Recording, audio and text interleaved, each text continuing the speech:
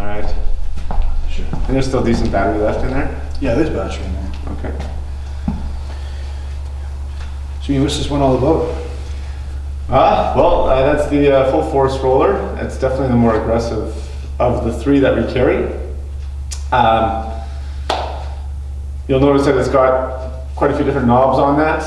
If you've ever gone to see a massage therapist and you know that they will use different tools from their body, they may use a palm, they may use a forearm, they may get into elbows, fingers. And so that's essentially part of the difference between the different rollers.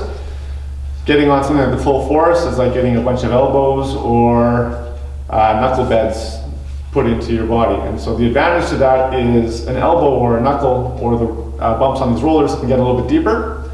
So you get a little bit more focused pressure into whatever area you're trying to roll, as opposed to something like the EVA, which is probably more like a palm or a forearm. So a broader surface, doesn't get quite as deep, which doesn't mean it doesn't mean it's better or worse. It's just a different technique, different approach, depending on what the problem is. So if you have a trigger point, or you have an adhesion, or something that's quite a bit deeper down beneath some tissue, or maybe it's a muscle that's lying underneath another muscle, the palm of the hand or the flat surface of the EVA roller might not get that deep, whereas an elbow or the rump or the you got that one, eh? Or the runner. You're just a rum runner. Or the full force roller might actually get into that depth. So Awesome. yeah. And that one there, the hollow core, is sort of a middle between the two. It has some flatter surface that would be more similar to the palm, and some more focused areas, those ridges there.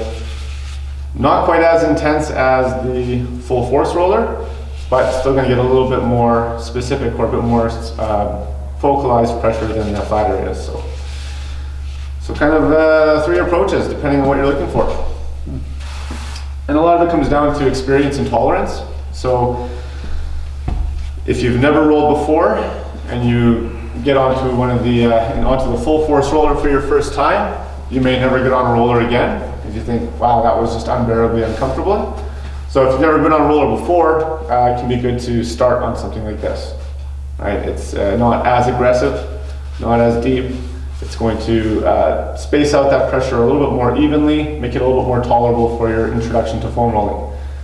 Once your body gets used to the rolling, then you may find that the flatter surface isn't quite enough to get as deep as you need. And so you may need something a little bit more aggressive, such as the full force. Mm-hmm. And it may depend on the tissue you're working on, the part of the body that you're rolling. Some tissue you can get a little bit more aggressive, a little bit deeper, and some you want to be a bit more gentle with. So,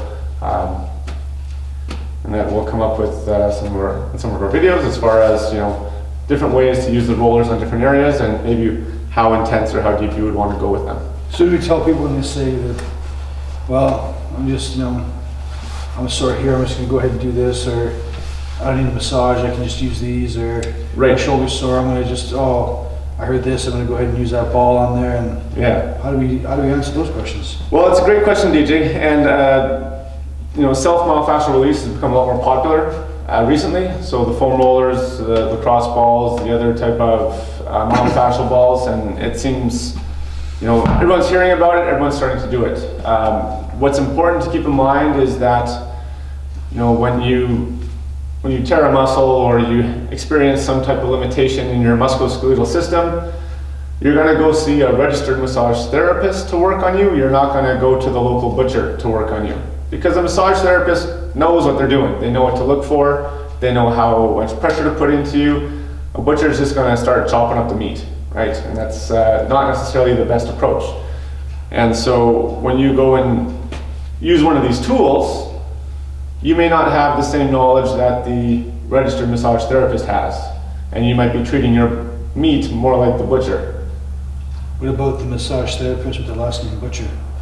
That would be okay. I've had one. Okay. They were great. Okay, just checking. Just checking, yeah. Don't prejudice the conversation. Right. So what's very important, and we make sure that we highlight this you know, this, I don't want to say disclaimer, but this advice on our website when we, before we sell these products, is that before you use any type of product that involves putting pressure, and we're trying to actually change the consistency, or not the consistency, but we're trying to affect the tissue manually, that you get advice first from a physical therapist, whether it be a physiotherapist, athletic therapist, massage therapist, someone who understands the body, someone who understands what your needs are, and they can educate you on how to properly use the equipment.